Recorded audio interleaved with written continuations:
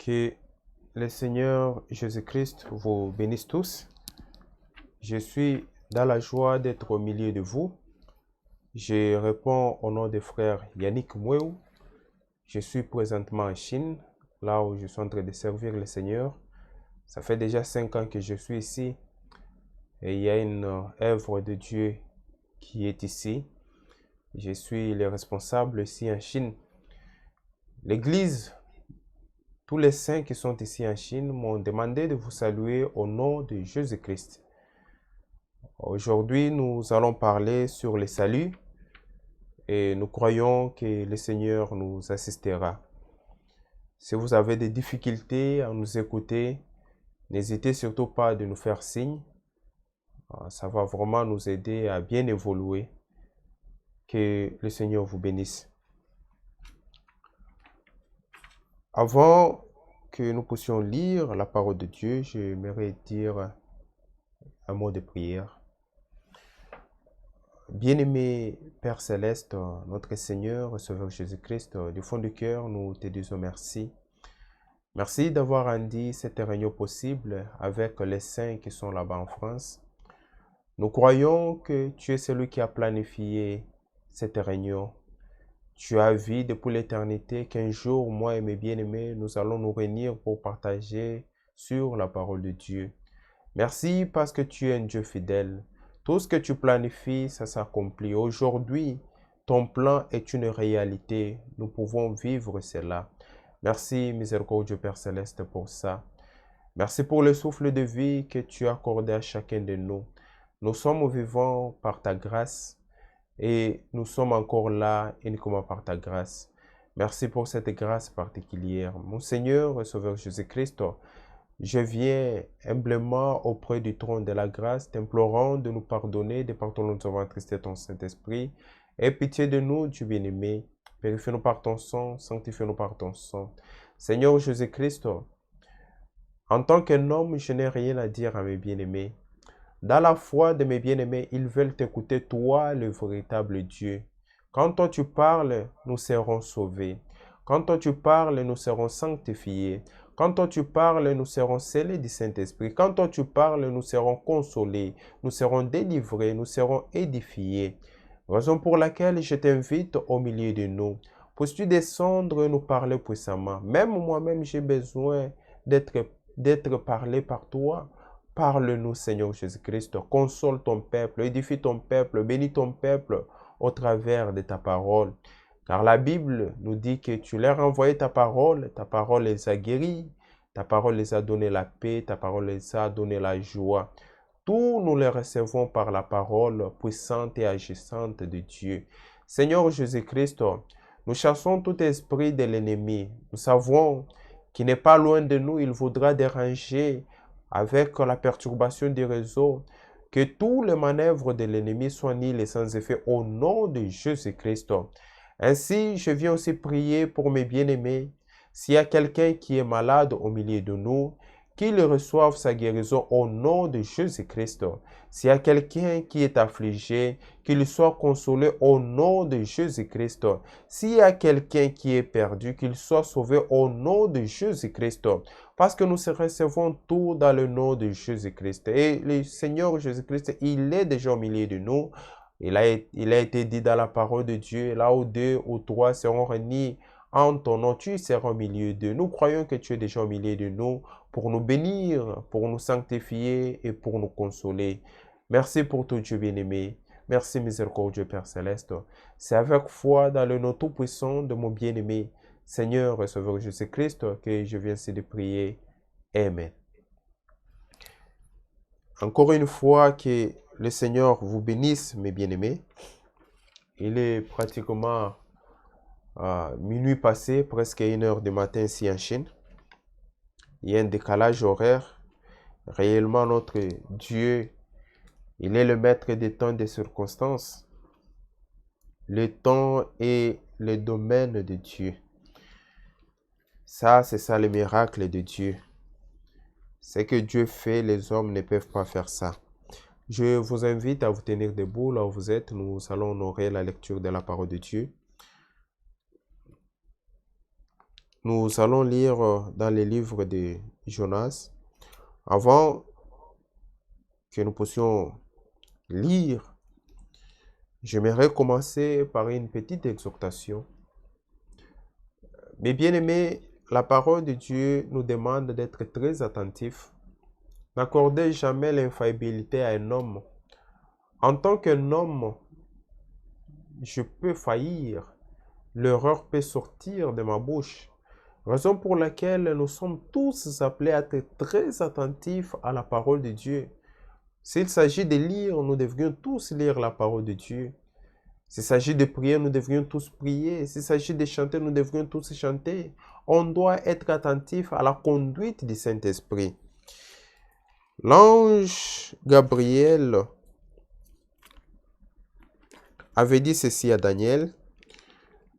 C'est une exhortation. Nous lisons cela dans Daniel chapitre 9. Lisons rapidement dans Daniel chapitre 9. C'est une exhortation à prendre au sérieux, mes bien-aimés, à ne pas négliger. Dans Daniel chapitre 9, le verset 23. Lorsque tu as commencé à prier, la parole est sortie et je viens pour te l'annoncer, car tu es un bien-aimé. Sois attentif à la parole et comprends la vision. Ici, il a été dit à Daniel d'être attentif à la parole pour comprendre la vision. Si vous n'êtes pas attentif à ce qui sera dit, vous ne comprendrez absolument rien de ce que Dieu a voulu vous dire aujourd'hui. Raison pour laquelle il est très important d'être attentif à la parole de Dieu. Lisons tous ensemble et Dieu nous bénira. Allons maintenant dans notre écriture d'introduction, c'est dans Jonas chapitre 2, le verset 10. Pour moi, je t'offrirai des sacrifices avec un cri d'action de grâce. J'accomplirai le vœu que j'ai fait. Le salut vient de l'Éternel. Que le Seigneur ajoute des bénédictions à la lecture de sa parole. Prenez place.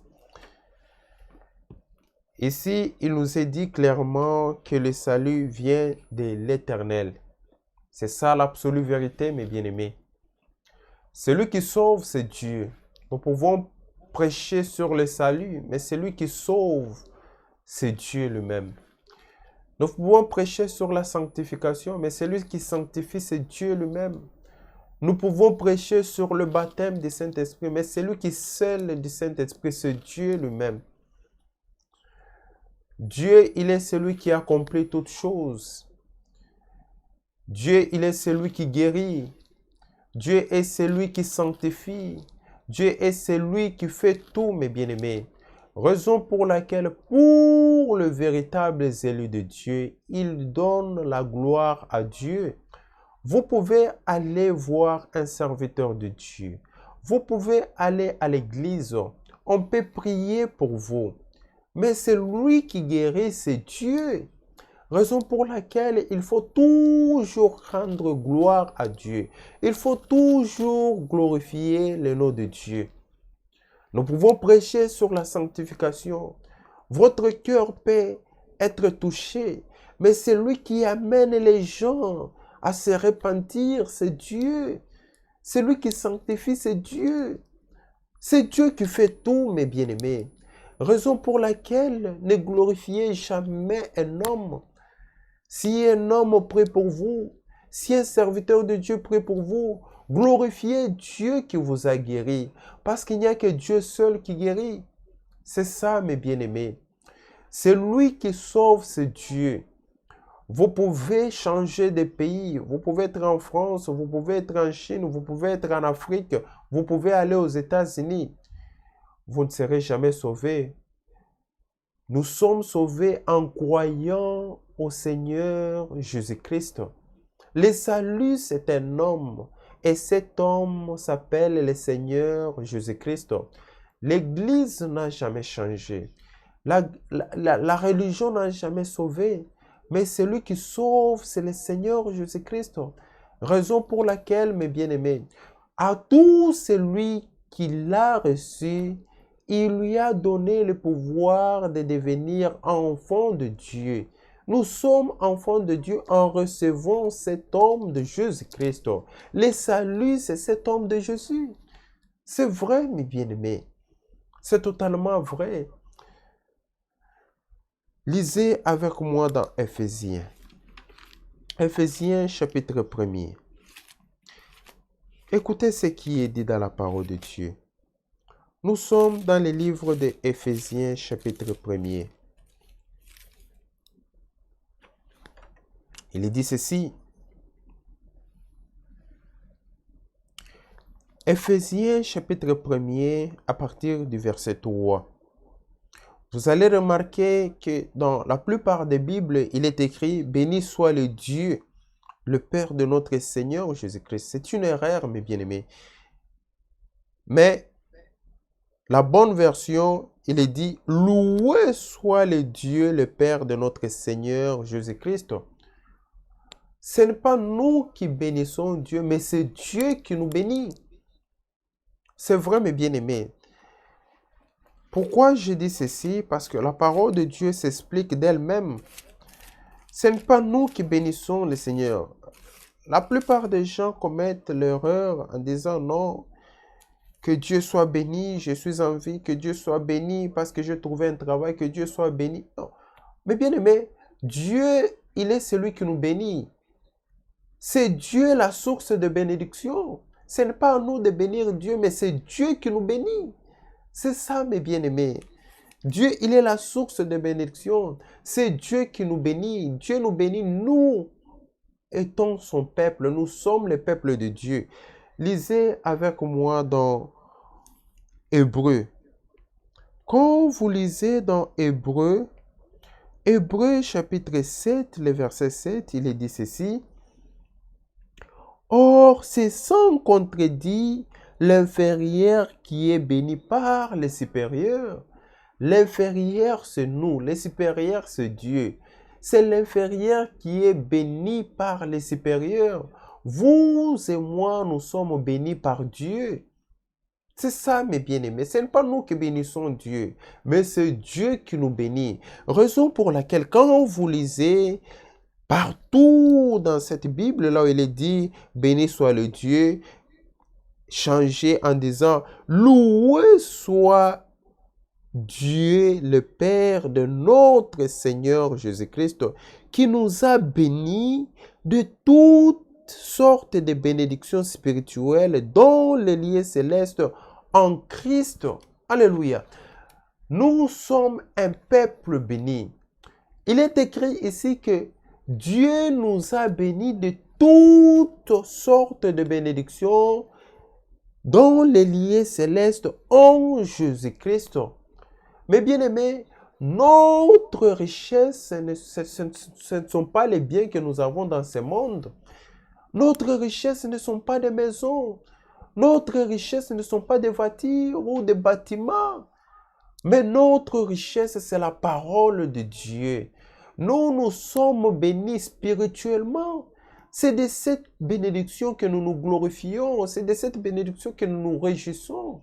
Avoir des maisons, mes bien-aimés, devant Dieu, vous êtes toujours pauvres.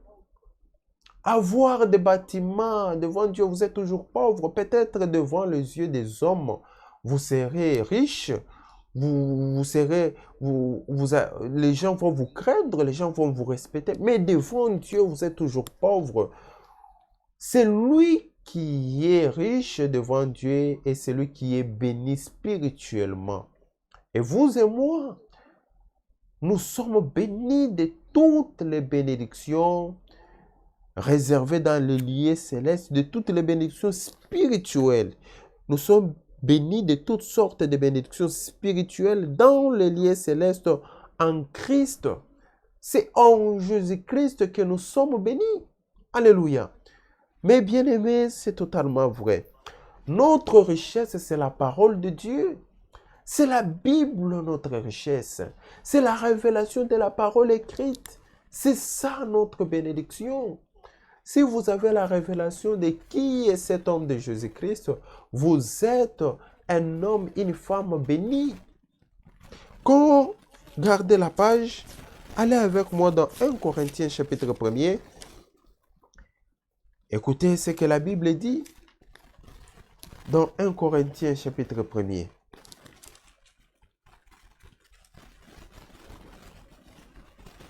« 1 Corinthiens chapitre 1er, le verset 5. Car en Jésus, vous avez été comblés de toutes les richesses qui concernent la parole et la connaissance. » Alléluia.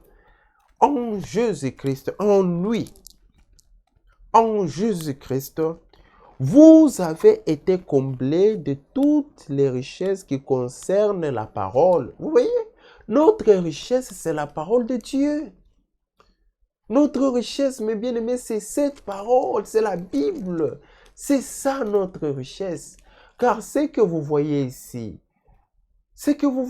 mes bien-aimés, les buildings, quelle que soit la beauté que vous voyez dans ce monde, ce sont des choses passagères. Car la Bible dit que le ciel et la terre passeront, mais la parole de Dieu demeure éternelle.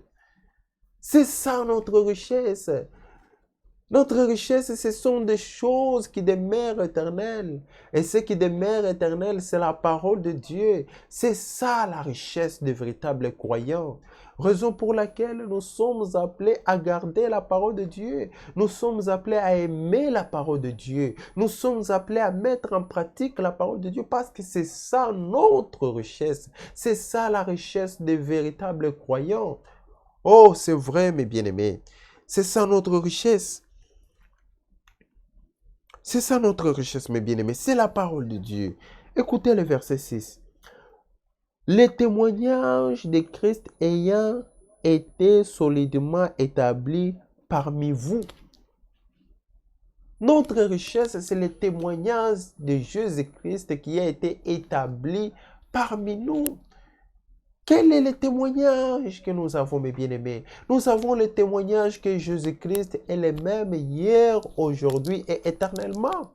Au milieu de nous, mes bien-aimés, Dieu guérit, Dieu sauve, Dieu transforme, Dieu délivre. C'est ça le témoignage, mes bien-aimés. C'est ça notre richesse.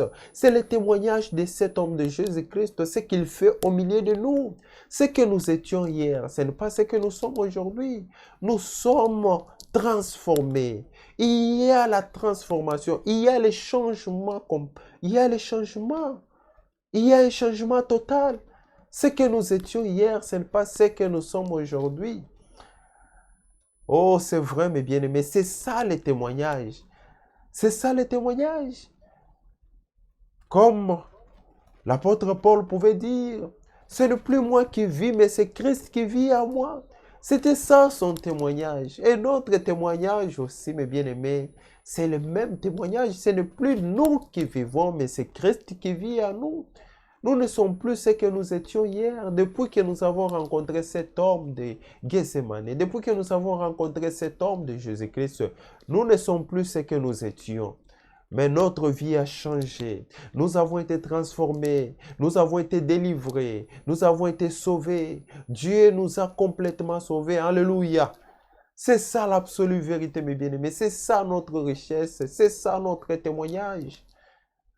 C'est vrai, mes bien-aimés. C'est ce que nous vous prêchons. Nous vous prêchons l'absolue vérité. Tout celui qui croit à cette parole, il est béni. C'est ça notre bénédiction. C'est ça notre bénédiction. C'est la parole de Dieu. C'est ça notre bénédiction. Retournons dans Éphésiens chapitre 1er. Continuons la pensée. Dans Éphésiens chapitre 1er, le verset 3. Loué soit le Dieu, le Père de notre Seigneur Jésus-Christ, qui nous a bénis de toutes sortes de bénédictions spirituelles dans les lieux célestes en Christ. En lui, en Jésus-Christ, Dieu nous a élus avant la fondation du monde pour que nous soyons saints et irrépréhensibles devant lui. Alléluia. Nous avons été élus avant la fondation du monde. Ce que nous sommes, c'est la manifestation de ce que Dieu a planifié depuis l'éternité. Ce n'est pas aujourd'hui que nous sommes élus. Mais nous avons été élus avant même la fondation du monde, avant que tu sois né dans ce monde, avant que tu connaisses le bien et le mal. Dieu t'avait choisi. Tu es le choix de Dieu. Dieu a porté son choix sur toi. Et c'est là, mes bien-aimés, Dieu l'a fait avant même la fondation du monde. Dans ta famille, tu es celui que Dieu a choisi. Dans le pays là où tu te trouves, tu es celui que Dieu a choisi. Pour nous, les gens des nations, mes bien-aimés, c'est individuel. Dieu a fait le choix, a porté le choix sur toi. Tu es celui que Dieu a choisi. Dans ton quartier, tu es celui que Dieu a choisi. Dans le building là où tu es logé, tu es celui que Dieu a choisi. C'est vrai, mon frère, ma soeur. Nous sommes les élus de Dieu et Dieu nous a élus avant la fondation du monde. Dieu a porté le choix sur nous, mes bien-aimés. C'est totalement vrai. Et les élus, mes bien-aimés, la Bible dit, Dieu nous a élus en Jésus-Christ. C'est en Jésus-Christ que Dieu nous a élus avant la fondation du monde pour que nous soyons saints et irrépréhensibles devant Dieu. Alléluia. Les élus sont saints. Les élus sont irrépréhensibles devant Dieu. Ils sont en train de mener une vie conforme à la parole de Dieu. Ils aiment la Bible. Ils obéissent à tout ce qui est écrit dans la Bible. De la Genèse jusqu'à l'Apocalypse, ils obéissent à tout ce qui est écrit. Quand il s'agit de la parole de Dieu, ils se réjouissent, ils disent Amen à la parole et ils s'engagent à obéir à ce qui est écrit dans la parole de Dieu. Ce sont là les élus, mes bien-aimés. Ce sont là les élus. C'est vrai, mes bien-aimés. C'est ça l'absolue vérité. C'est ça la vérité. Le verset 5. Nous ayant prédestinés dans son amour à être ses enfants d'adoption par Jésus-Christ selon le bon plaisir de sa volonté. Alléluia.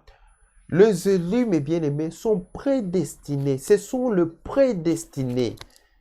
Dieu nous a élus, il nous a aussi prédestinés. Dieu nous a prédestinés à quelque chose. Dieu nous a prédestinés à l'enlèvement. Les élus prendront part à l'enlèvement. Les élus seront dans les noces de l'agneau. Ils seront là-bas pour la fête. Ils seront là en train de fêter pendant 7 ans. Après les 7 années de noces de l'agneau, les élus vont encore descendre avec le Seigneur Jésus-Christ dans le millénium sur cette terre et ils vont régner avec le Seigneur Jésus-Christ pendant 1000 ans. Après le règne de 1000 ans, ils iront dans l'éternité. C'est ça, mes bien-aimés. C'est ça. Un élu ne peut pas être séduit. Un élu ne peut pas se perdre. Pourquoi? Parce que Dieu l'a déjà prédestiné, Dieu l'a déjà choisi. Allez avec moi dans Ésaïe. Nous sommes dans le livre de Ésaïe. Ésaïe chapitre 35. Écoutez ce qui est dit dans la parole de Dieu. Ésaïe chapitre 35. Lisons à partir du verset 8. Il y aura là un chemin frayé, une route qu'on appellera la voie sainte. Écoutez, nul impie ne passera. Elle sera pour eux seuls. Ceux qui la suivront, même les insensés, ne pourront s'égarer. Alléluia. Même les insensés ne pourront s'égarer. Mais bien aimé, il est impossible qu'un élu puisse s'égarer. Il est impossible qu'un élu puisse être un idolâtre. Il est impossible qu'un élu puisse adorer un homme. C'est impossible qu'un élu soit séduit. Nous avons des vieilles mamans qui n'ont même pas étudié, qui ne connaissent même pas lire. Mais quand vous les apportez la parole de Dieu, Quand vous essayez de leur dire ce qui n'est pas conforme à la Bible, elles vous diront que ça... Non, non, non, non, non, ça ne passe pas. Ah, dans ma foi, ça ne passe pas. Qu'est-ce qui fait ça? Pourquoi elles disent que ça c'est faux et ça c'est vrai? Comment elles parviennent à identifier ce qui est vrai, ce qui est faux? C'est parce qu'en eux, il y a la parole. Les élus sont une partie de la parole de Dieu. Il est impossible qu'un élu soit séduit. Vous ne pouvez pas séduire les élus. Les élus ne peuvent jamais adorer un homme. Aujourd'hui, c'est une honte. Nous voyons qu'il y a des gens qui adorent même Branham. Comment vous pouvez adorer un homme? Comment vous pouvez adorer un homme? Les élus ne peuvent jamais donner la gloire à un homme. Les élus ne peuvent jamais adorer un homme. Mais les élus donnent la gloire à Dieu. Les élus adorent Dieu. Les élus sont esclaves de Dieu. Ils louent Dieu. C'est vrai, mes bien-aimés. Les élus ne peuvent jamais être fanatiques d'un homme, mais ils sont fanatiques de Dieu. Ils louent Dieu, ils donnent la gloire à Dieu. Ce sont là les élus. Ce sont là les véritables élus. Être élu n'est pas une prétention, ce n'est pas une déclaration. Vous vous déclarez, non, je suis un élu. Non, mes bien-aimés. Être un élu est une vie. Nous devrions voir cela par votre façon de vivre. On doit voir que ma soeur, c'est un véritable élu. Mon frère est un véritable élu. Pourquoi?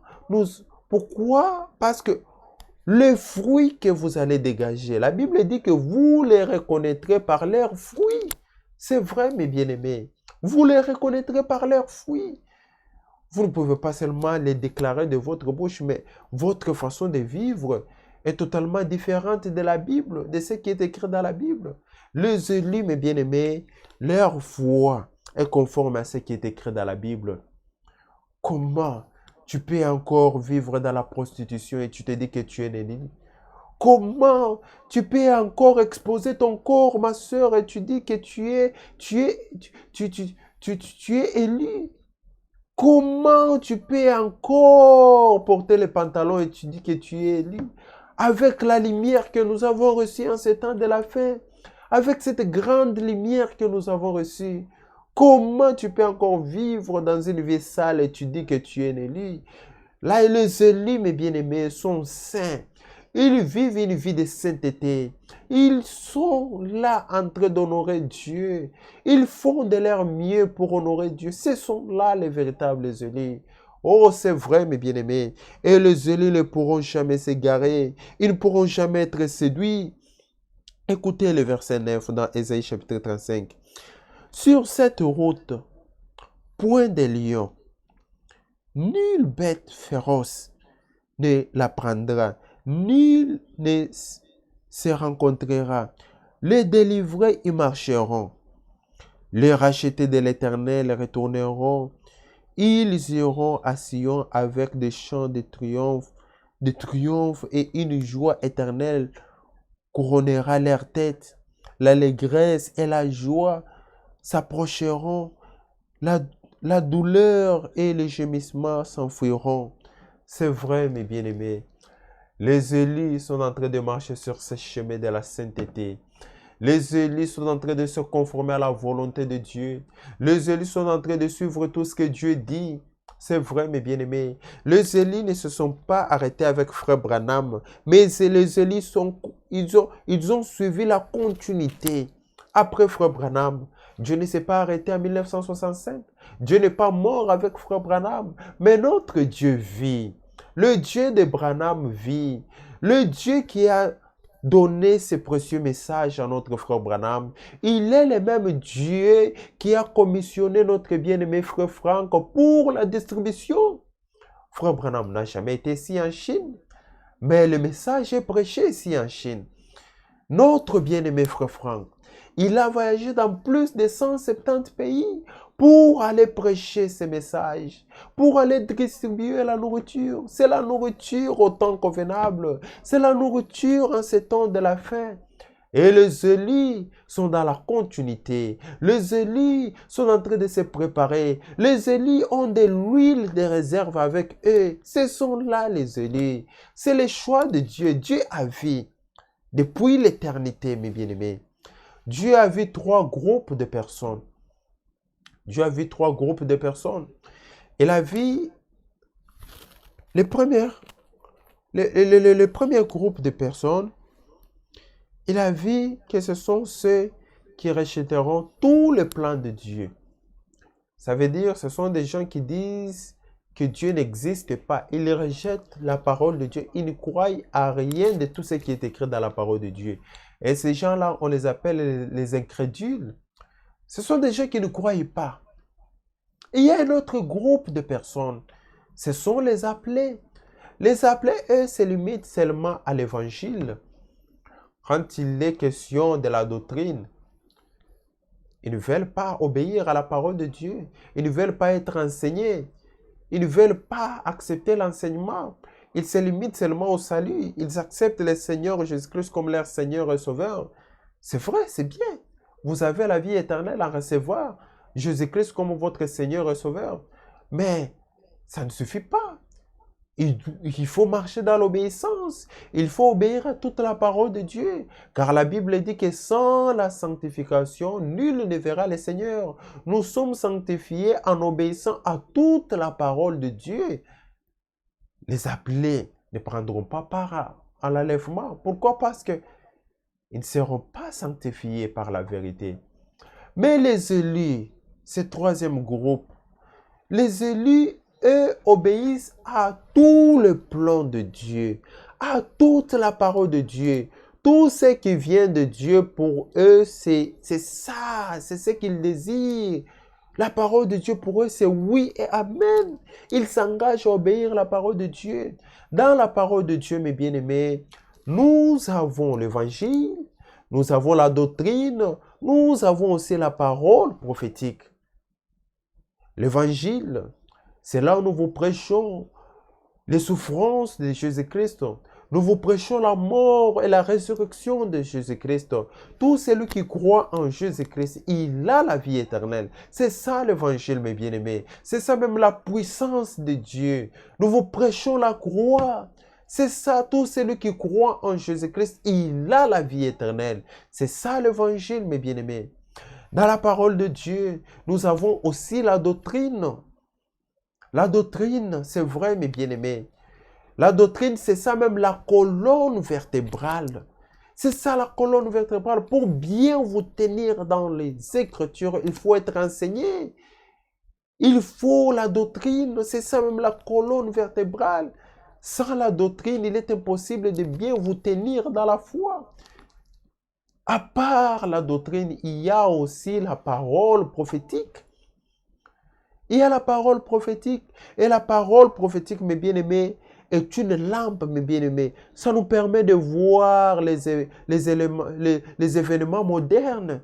Ça nous permet de voir ce que Dieu fait maintenant. Ça nous permet de bien évoluer. Ça nous permet de bien marcher, de comprendre le plan de Dieu, de comprendre ce que Dieu fait en ces temps. C'est ça, mes bien-aimés. Pour les élus, ils croient à l'évangile, ils croient à la doctrine, ils croient à la parole prophétique. Mais pour les appelés, ils se limitent seulement à l'évangile. C'est ça, mes bien-aimés. Et la Bible nous dit que les appelés sont beaucoup. Il y a beaucoup d'appelés. Il y a beaucoup d'appelés. Ils sont nombreux. Ceux qui croient en Jésus-Christ, ils sont nombreux, mes bien-aimés. Ils sont nombreux. Mais les élus, ils sont peu. Comme la Bible nous le dit dans Matthieu chapitre 22. Lisez avec moi dans Matthieu chapitre 22. Matthieu chapitre 22, le verset 14. Car il y a beaucoup d'appelés, mais peu d'élus. Oh, c'est vrai, mes bien-aimés. Les appelés sont nombreux, mais il y a peu d'élus.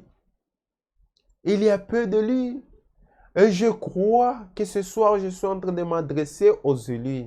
Les élus, c'est vous, mes frères. C'est vous, mes bien-aimés. C'est vous, les élus. Croyez-les que vous êtes élus. Ce n'est pas aujourd'hui que vous êtes élus, mais c'est le choix que Dieu avait fait depuis l'éternité. Vous avez été choisis. Dieu vous a élus depuis l'éternité. C'est ce que nous avons lu dans Éphésiens chapitre 1er. C'était la volonté de Dieu. Ce n'est pas, personne n'a corrompu Dieu. Personne n'a donné de l'argent à Dieu. Dieu l'a fait cela selon le bon plaisir de sa volonté. Il n'a pas été influencé par les anges pour qu'il puisse te choisir, toi. Dieu l'a fait dans son amour. Tu es le choix de Dieu. Dans ta famille, tu es celui que Dieu a choisi. Dans ton quartier, tu es celui que Dieu a choisi. Tu es le choix de Dieu. Mon frère, ma soeur, c'est vrai, nous sommes les élus. Nous sommes les élus. Croyez-les, mon bien-aimé. Croyez-les, ma soeur. Nous sommes les élus. Car dans Éphésiens chapitre 1er, le verset 8, en Jésus-Christ, Dieu nous a élus avant la fondation du monde. Alléluia. En Jésus-Christ, Dieu nous a élus. Dieu nous a élus avant la fondation du monde pour que nous soyons saints et irrépréhensibles devant lui. Nous ayant prédestinés dans son amour à être ses enfants d'adoption par Jésus-Christ selon les bons plaisirs de sa volonté. Selon le bon plaisir de sa volonté. C'était la volonté de Dieu. C'était la volonté de Dieu. Dieu n'est pas injuste, mes bien-aimés. Dieu n'est pas injuste. En Dieu, il n'y a point d'injustice. La parole de Dieu est prêchée à tout le monde. Mais ce n'est pas tout le monde qui croit. Ce n'est pas tout le monde qui obéit. Pourquoi vous avez cru à ce message biblique du temps de la fin? Pour les autres, ils disent que ce sont les affaires de Branham. Il y a même ceux qui nous appellent par défaut les branhamistes. Par ignorance, ils nous appellent des branhamistes. Mais nous ne sommes pas des branhamistes. Nous ne serons jamais des branhamistes. Nous sommes les chrétiens. Branham ne nous a jamais sauvés. Branham n'a jamais sauvé quelqu'un. Et Branham ne sauvera personne. Branham lui-même a été sauvé par le Seigneur Jésus-Christ. Nous aussi, nous avons été sauvés par le Seigneur Jésus-Christ. Nous sommes des chrétiens. Nous sommes des chrétiens. Mais le message que Frère Branham a apporté, c'est un message biblique. C'est un message qui vient de la Bible. C'est vrai, mes bien-aimés. Quand nous avons écouté ces messages, nous nous sommes identifiés à la parole. Nous nous sommes identifiés à cette parole. Nous avons cru cela parce que c'était la parole de Dieu. C'était un son différent. Souvenez-vous, nous étions dans des églises des hommes, dans des dominations, nous étions dans chacun était, il y a ceux qui étaient dans des églises pentecôtistes, des églises catholiques. Mais quand nous avons écouté ces messages, nous avons dit que ça, c'est la parole. Ça, c'est la lumière. Ça, c'est la lumière. Oh, c'est vrai, mes bien-aimés. Il n'y a que les élus seuls qui peuvent voir la lumière. Il n'y a que les élus seuls qui ont été rendus capables de voir, d'identifier la lumière. Et c'est vous, mes bien-aimés. C'est vous les élus de Dieu. Rendez gloire à Dieu de ce qu'il vous a rendu capable de reconnaître ce que Dieu fait maintenant. De reconnaître, de croire à ce précieux message. De suivre la continuité. Rendez gloire au Père. Louez Dieu. Dites merci à Dieu parce qu'il t'a choisi. C'est vrai, mon frère, ma soeur. Dieu t'a choisi. Écoutez le verset 6. À la louange de la gloire de sa grâce qui nous a accordé en son bien-aimé. Les élus donnent louange qu'à Dieu seul. Les élus donnent gloire à Dieu seul. Ils louent Dieu seul. Ils ne peuvent jamais louer un homme. Ils ne peuvent jamais adorer un homme, mais ils donnent toujours la gloire à Dieu. C'est ça la particularité des élus. C'est ça avec les élus. C'est vrai. En lui, en Jésus-Christ, nous avons la rédemption par son sang, la rémission des péchés selon la richesse de sa grâce. Alléluia. En Jésus-Christ, nous expérimentons le pardon de nos péchés. En Jésus-Christ, nous sommes guéris. En Jésus-Christ, nous sommes sauvés. En Jésus-Christ, notre malédiction est ôtée. En Jésus-Christ, nous avons tout. Nous avons tout en Jésus-Christ. C'est totalement vrai, mes bien-aimés. Nous avons tout en Jésus-Christ. La délivrance, nous l'avons en Jésus-Christ. La guérison, nous l'avons en Jésus-Christ. Si vous avez cet homme de Jésus-Christ, vous avez tout. Vous êtes bénis. C'est vrai, mes bien-aimés. C'est vrai. C'est vrai. En Jésus-Christ, nous avons la rédemption par son sang, la rémission des péchés, selon la richesse de sa grâce, que Dieu a répandue abondamment sur nous par toute espèce de sagesse et d'intelligence, nous faisant connaître le mystère de sa volonté. Alléluia. Les élus seuls connaissent le mystère de la volonté de Dieu. Les élus seuls connaissent la volonté de Dieu en ces temps. Seuls les élus connaissent. Parce qu'il est accordé de connaître la volonté de Dieu. Mais les autres ne connaissent pas la volonté de Dieu. Les autres ne connaissent pas la volonté de Dieu. Ne connaissent pas ce que Dieu fait dans ces temps. Ils ne voient pas. Ils ont les yeux, mais ils ne voient pas. Mais vous, mes bien-aimés, bénis soient vos yeux parce qu'elles voient. Bénis soient vos oreilles parce qu'elles entendent. Bénis soit votre cœur parce qu'elle a cru. C'est vrai, mes bien-aimés. Nous sommes un peuple béni. Nous sommes un peuple béni. Croyez-le, mes bien-aimés. Nous sommes un peuple béni. Nous faisons connaître le mystère de sa volonté selon le bienveillant dessein qu'il avait formé en lui-même. Selon le dessein de Dieu. C'est vrai, mes bien-aimés. Et le verset 10. Pour mettre en exécution, lorsque le temps serait accompli, de réunir toutes choses en Christ, celles qui sont dans les cieux et celles qui sont sur la terre. En Jésus-Christ, nous sommes aussi devenus héritiers. Alléluia. En Jésus-Christ, nous sommes devenus aussi héritiers. Nous allons hériter avec le Seigneur Jésus-Christ. Nous sommes les héritiers. En Jésus-Christ, nous sommes fils et filles de Dieu. Tu es une fille de Dieu. Tu es un fils de Dieu. Tu es une fille de Dieu. Tu es un fils de Dieu. C'est vrai, mon bien. C'est vrai, mes bien-aimés. Nous sommes les héritiers. Avec Christ, nous allons hériter.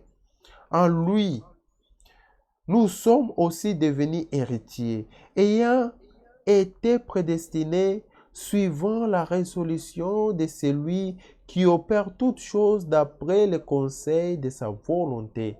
C'est d'après le conseil de la volonté, c'est selon la volonté de Dieu. C'est selon la volonté de Dieu. Écoutez le verset 12.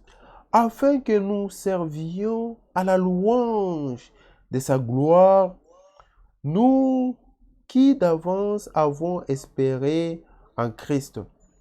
En lui, vous aussi, après avoir entendu la parole de la vérité, l'évangile de votre salut, en lui, en Jésus-Christ, vous avez cru et vous avez été scellés du Saint-Esprit qui avait été promis. Alléluia. C'est en Jésus-Christ que nous sommes scellés. C'est en Jésus-Christ que nous sommes baptisés du Saint-Esprit. Tout ce que nous recevons, nous les recevons en Jésus-Christ. Toutes les religions qui ont rejeté le Seigneur Jésus-Christ sont perdues, sont condamnées. Il n'y a pas de salut en dehors de Jésus-Christ. Il n'y a pas de salut en dehors de Jésus-Christ. Le salut se trouve en Jésus-Christ. Le baptême du Saint-Esprit se trouve en Jésus-Christ. La sanctification se trouve en Jésus-Christ. La bénédiction se trouve en Jésus-Christ. La guérison se trouve en Jésus-Christ. La délivrance se trouve en Jésus-Christ. Nous avons tout en Jésus-Christ. C'est vrai, mes bien-aimés. C'est vrai. Verset 13. En Jésus, vous aussi, après avoir entendu la parole de la vérité, l'évangile de votre salut, en lui, en Jésus, vous avez cru et vous avez été scellés du Saint-Esprit qui a été promis, lequel est un gage de notre héritage pour la rédemption de ceux que Dieu s'est acquis à la louange de sa gloire. C'est vrai, mes bien-aimés. Lisez avec moi Ephésiens, chapitre 3. Ephésiens, chapitre 3, le verset 1er. À cause de cela, moi, Paul, le prisonnier de Christ pour vous païens, si du moins vous avez appris quelle est la dispensation de la grâce de Dieu qui m'a été donnée pour vous, c'est par révélation que j'ai eu connaissance du mystère sur lequel je viens d'écrire en peu de mots.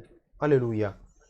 L'apôtre Paul dit, c'est par la révélation que j'ai connaissance de ces choses que je vous prêche.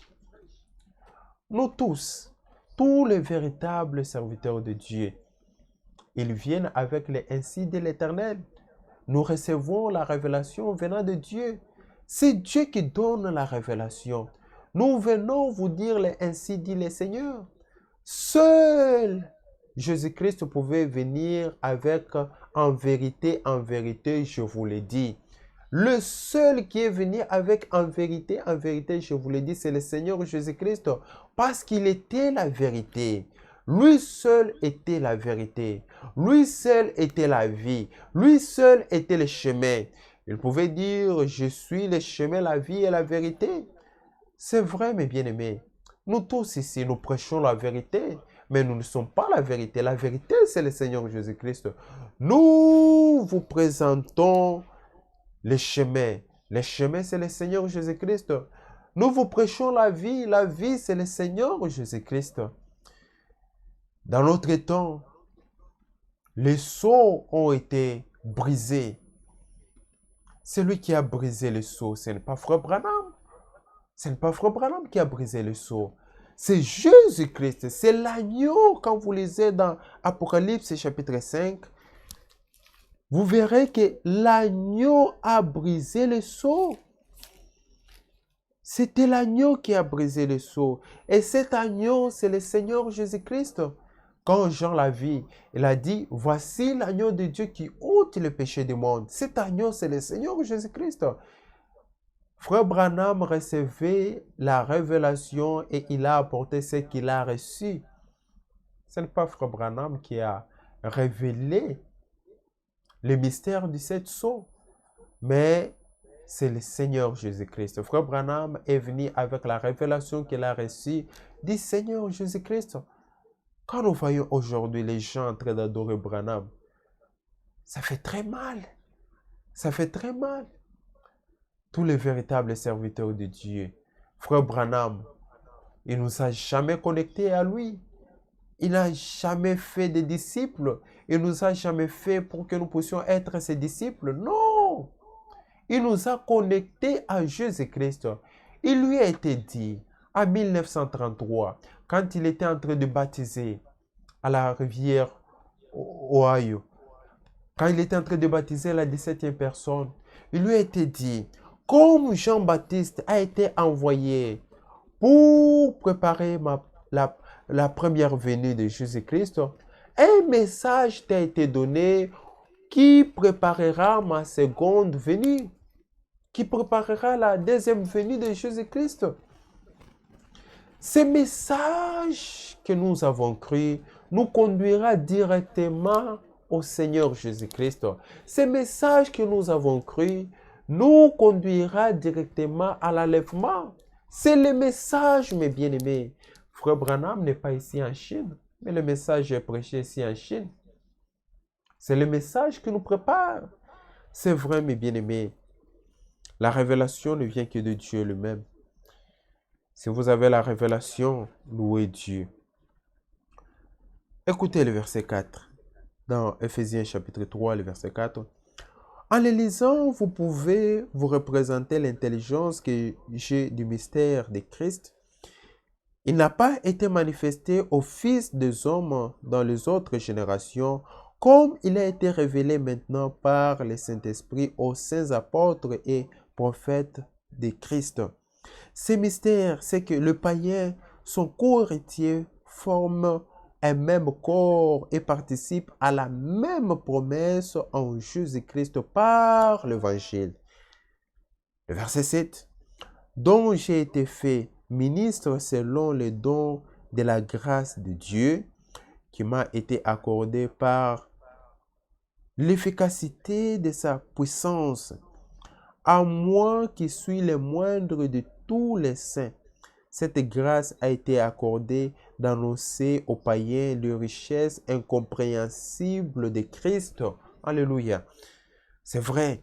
Et de mettre en lumière quelle est la dispensation du mystère caché de tout temps en Dieu qui a créé toutes choses, afin que les dominations et les autorités dans les lieux célestes connaissent aujourd'hui par l'Église la sagesse infiniment variée de Dieu.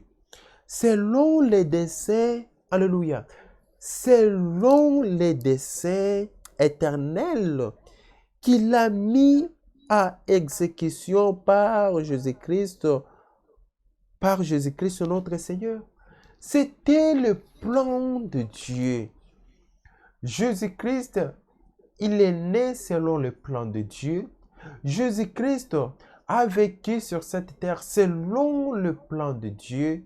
Jésus-Christ est mort selon le plan de Dieu. Jésus-Christ est ressuscité selon le plan de Dieu. Jésus-Christ est parti nous préparer une place selon le plan de Dieu et il reviendra selon le plan de Dieu. Et ce plan, mes bien-aimés, a été conçu depuis l'éternité. C'était le plan que Dieu a conçu depuis l'éternité. C'est vrai, mes bien-aimés. C'est le plan que Dieu a conçu depuis l'éternité. Comme nous pouvons lire cela dans Actes chapitre 2. Allez avec moi dans le livre des Actes chapitre 2. Ici, nous voyons clairement comment l'apôtre Pierre est en train de nous expliquer dans les livres des Actes chapitre 2.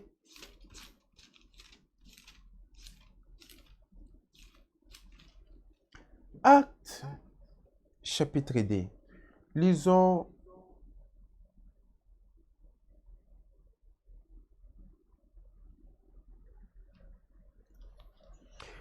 le verset 22.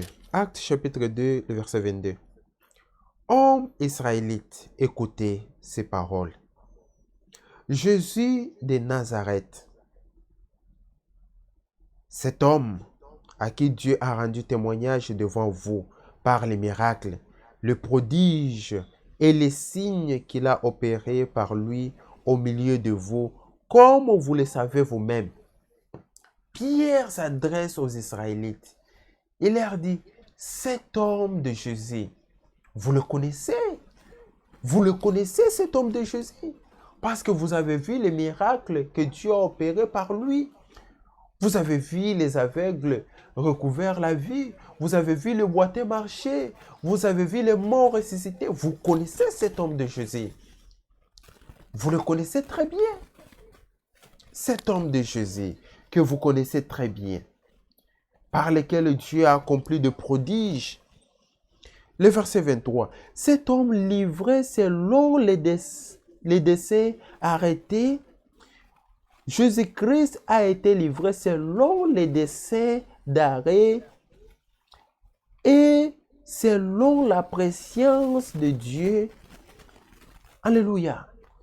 Jésus-Christ avait été livré selon les desseins de Dieu, selon le plan de Dieu, selon le plan que Dieu a conçu depuis l'éternité. Cet homme livré selon les décès arrêtés et selon la présence de Dieu, vous l'avez crucifié, vous l'avez fait mourir par la main des impies. Dieu l'a ressuscité. Alléluia. Dieu l'a ressuscité. Alléluia. Dieu l'a ressuscité en le délivrant des liens de la mort. Parce qu'il n'était pas possible qu'il fût retenu par elle.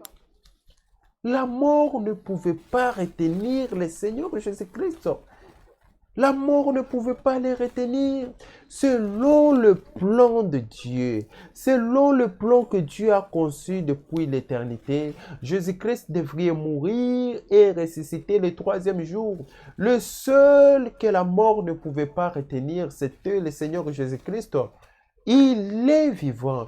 Allez à Jérusalem. Vous verrez que la tombe est vide parce que la mort ne pouvait pas les retenir. Jésus est vivant. Jésus vit, mes bien-aimés. Il est vivant. Il est au milieu de nous par sa parole et par son esprit. Là où vous êtes, soyez sûr que Jésus est là. Là où tu es, mon frère, ma soeur, sois sûr que Jésus est là.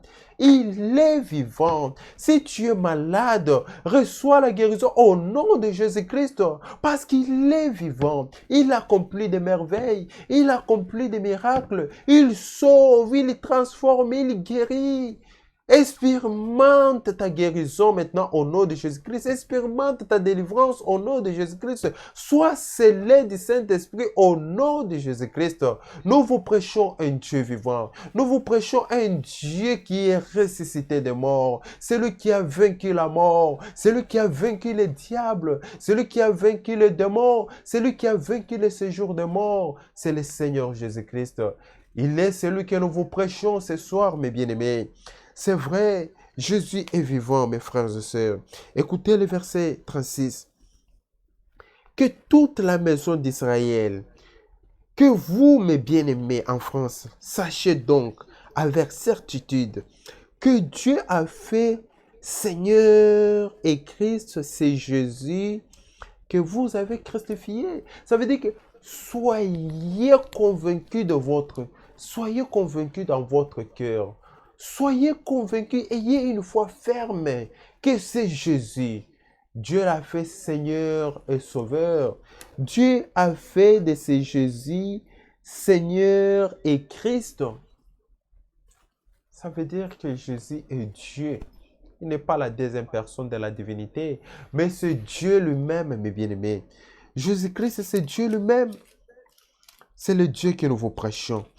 Allez avec moi dans Actes chapitre 4. Le verset 27, la parole de Dieu est merveilleuse, mes bien-aimés.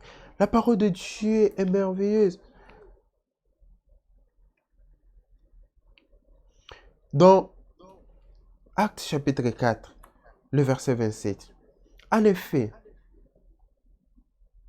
contre ton saint serviteur Jésus que tu as oint, Hérode et Ponce Pilate se sont ligués dans cette ville avec les nations et avec le peuple d'Israël pour faire tout ce que ta main et ton conseil avaient arrêté d'avance. À la mort de Jésus-Christ, même nous, les gens des nations, nous sommes coupables. Les gens ne font que pointer du doigt les Juifs. Non, les Juifs ont tué Jésus. Les Juifs ont tué Jésus. Il n'y avait pas que les Juifs. Même nous, nous étions là. Même nous, nous sommes coupables de la mort de Jésus-Christ. C'est vrai, mes bien-aimés. Judas n'a pas trahi Jésus-Christ comme ça. Non, c'était selon le plan de Dieu. C'était selon le plan de Dieu que Dieu avait planifié depuis l'éternité. C'était selon le plan de Dieu. C'est vrai, mes bien-aimés. Jésus-Christ, il est venu nous sauver selon le plan de Dieu. À la mort de Jésus-Christ, nous tous, nous sommes coupables. Nous, les gens des nations, nous sommes aussi coupables. Il n'y a pas que les Juifs. Allez avec moi dans 1 Pierre, chapitre 1er. 1 Pierre, chapitre 1er. Je crois que vous aimez la parole de Dieu. Je crois que vous aimez réellement la parole de Dieu, mes bien-aimés. C'est ça notre richesse. C'est ça notre nourriture. C'est ça la nourriture des aigles. La Bible dit que là où sera le corps, là s'assembleront les aigles. La nourriture des aigles, c'est la parole de Dieu. L'homme ne vivra pas seulement de pain, mais de toute parole qui sort de la bouche de Dieu. C'est ça notre nourriture, mes bien-aimés. Nous aimons la parole de Dieu. Raison pour laquelle les véritables élus, ils lisent la Bible tous les jours. Ils écoutent la parole de Dieu. Ils prient. Ce sont là les élus. C'est vrai, mes bien-aimés. Nous aimons la parole de Dieu. Nous sommes dans 1 Pierre, chapitre 1er, à partir du verset 18. Sachant que ce n'est pas par de choses périssables, par de l'argent ou de l'or que vous avez été rachetés, de la vaine manière de vivre que vous aviez hérité de vos pères, mais par le sang précieux de Christ comme d'un agneau sans défaut et sans tache, prédestiné avant la fondation du monde et manifesté à la fin des temps à cause de vous. Alléluia. Jésus-Christ, la Bible nous dit ici, il a été prédestiné avant la fondation du monde. Le verset 20. Il a été prédestiné avant la fondation du monde et manifesté à la fin des temps à cause de vous. Jésus-Christ, mes bien-aimés, il est venu selon le plan de Dieu. Selon le plan de Dieu. Il est venu selon le plan de Dieu, selon les desseins éternels de Dieu. Selon les desseins éternels de Dieu. C'est vrai. C'est totalement vrai, mes bien-aimés. Et le verset 21, qui par lui croyait en Dieu, lequel l'a ressuscité de mort, et lui a donné la gloire, en sorte que votre foi et votre espérance reposent sur Dieu. Que votre foi et votre espérance reposent sur Dieu. Écoutez à partir du verset 1er. Pierre, apôtre de Jésus-Christ, à ceux qui sont étrangers et dispersés dans le pont, la Galatie, la Cappadoce, l'Asie et la Bithynie, et qui sont élus selon la préscience de Dieu. Alléluia. Nous sommes élus selon la préscience de Dieu. Selon la préscience de Dieu. Selon le plan de Dieu. Ce n'est pas aujourd'hui que nous sommes élus. Non, mes bien-aimés. Nous sommes élus selon la préscience de Dieu. C'est depuis l'éternité. C'est depuis l'éternité que Dieu nous a élus.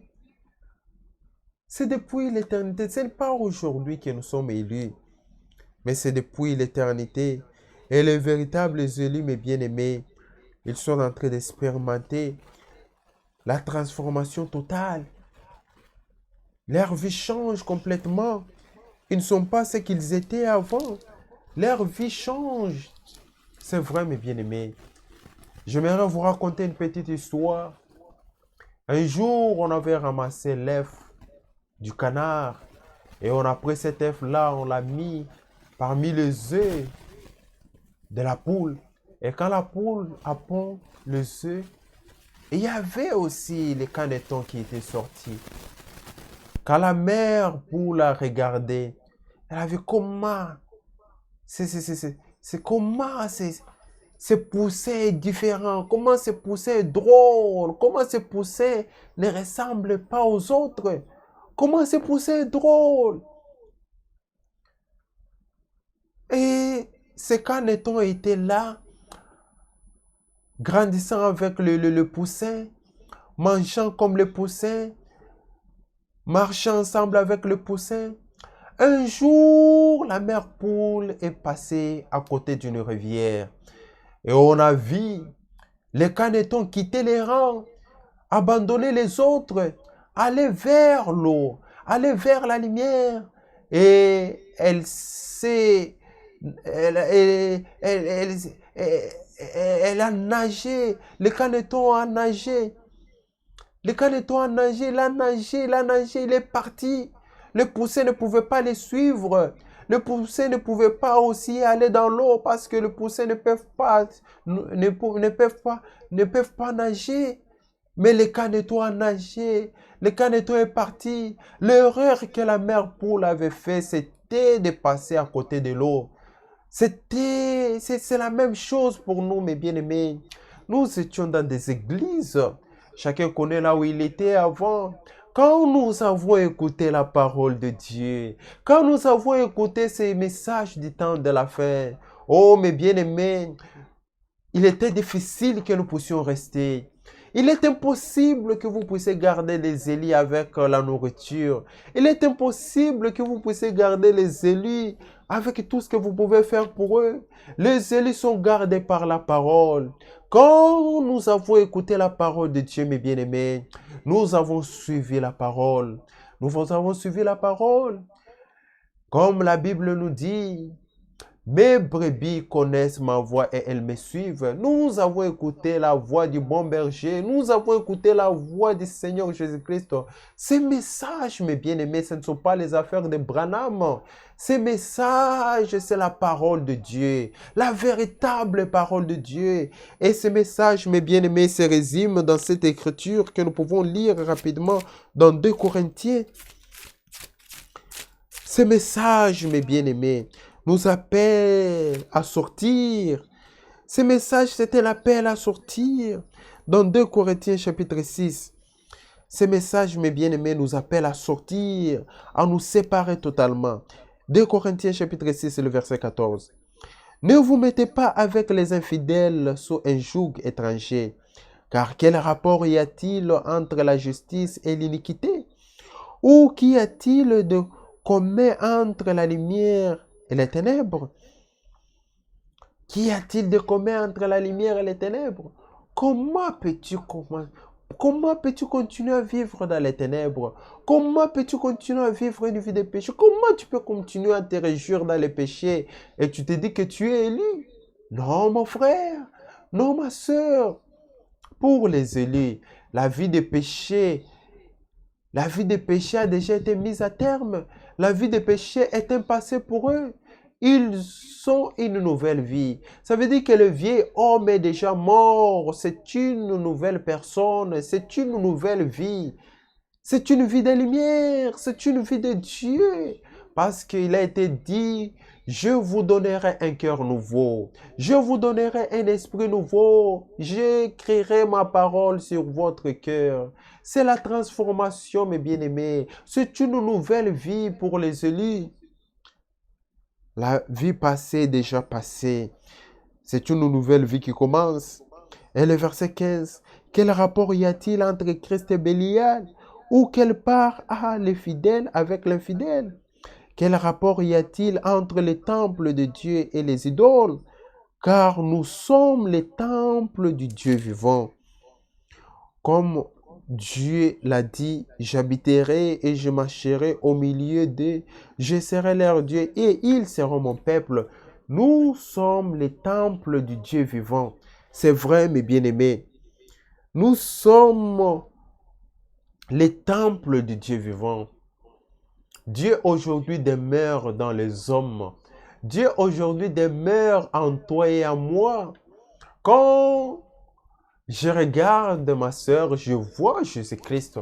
Quand je regarde mon frère, je vois Jésus-Christ. Parce que nous ne sommes plus ce que nous étions. Même notre façon de nous habiller, nous nous habillons comme Christ. Nous parlons comme Christ.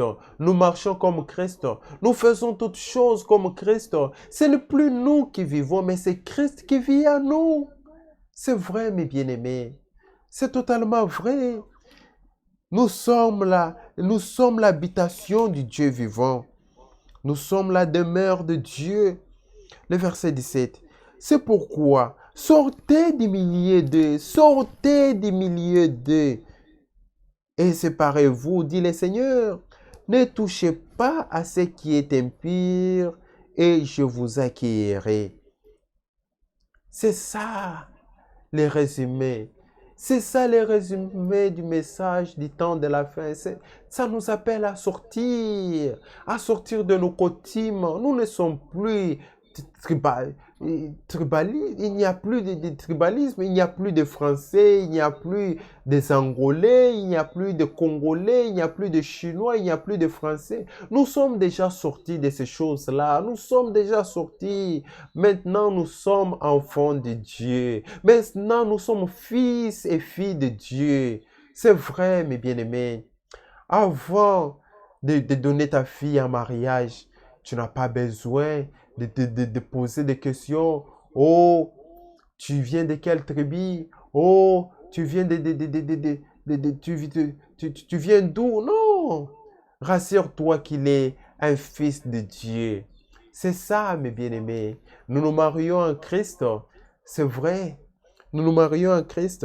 Et la Bible nous dit, à partir du chapitre 7, le verset 1er, ayant donc de telles promesses, bien-aimés, purifions-nous de toute souillure de la chair et de l'esprit, en achevant notre sanctification dans la crainte de Dieu.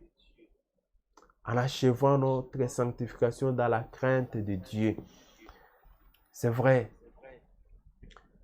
Crois que tu es élu. Crois que tu es un élu. Crois-le de tout ton cœur. C'est vrai. Et si tu viens me voir pour me poser la question, comment saurais-je que je suis un élu? Regarde à ta foi. Regarde à la façon que tu marches. Regarde à la façon que tu mets la parole de Dieu en pratique. Les élus sont obéissants à toute la parole de Dieu. Ce sont là les élus. Pour ce soir, que le Seigneur vous bénisse. Merci d'avoir été attentif à la parole de Dieu. Je remets le service au président du culte.